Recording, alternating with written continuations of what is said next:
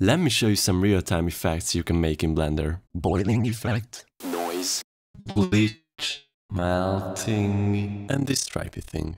Let's start with the first one, which is the boiling effect. Add the plane in front of the camera. This is gonna be the effect plane. Okay, but how to do this exactly? Well, put the plane in the same location as this guy. Add the copy rotation constraint, select the camera as the target object, move the plane on the local z-axis and scale it up until it covers the frame. But if you are lazy like me, make an add-on for yourself that automatically does this. But you don't know Python, right? Me neither. I made this with Serpens, which is an add-on that creates add-ons using nodes instead of code. If you want to speed up your workflow, buy Serpens from my affiliate link below. Thank me later. Let's add the effect. Make a glass material, pure white zero roughness transmission all the way up. But to make it actually work, click on this button so you can see through it.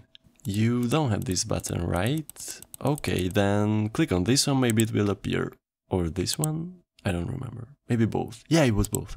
Download the add-on from the link below. Add the noise texture as a bump map, mess around with the settings until you are satisfied, and to animate it, change the noise to 4D and animate the seed. There's one problem. If you want to move the camera, the plane doesn't follow its location, only the rotation of it. To fix this issue, parent the plane to the camera and they are stick together forever. So the effect is always visible, no matter how you move the camera. Let's continue with the noise. Mix a transparent shader with an RGB node. Plug a Voronoi texture's color socket into the factor, scale down the noise and make it less random, and there you have it. If you want to save the noise as an overlay only, hide everything except the effect plane and make the word transparent. And render the animation. Next one is the glitch. It's the same material I use for the boiling effect except the texture, because it's Voronoi. Have fun with the settings, make your own glitch effect. Don't copy mine. It looks probably better on a text.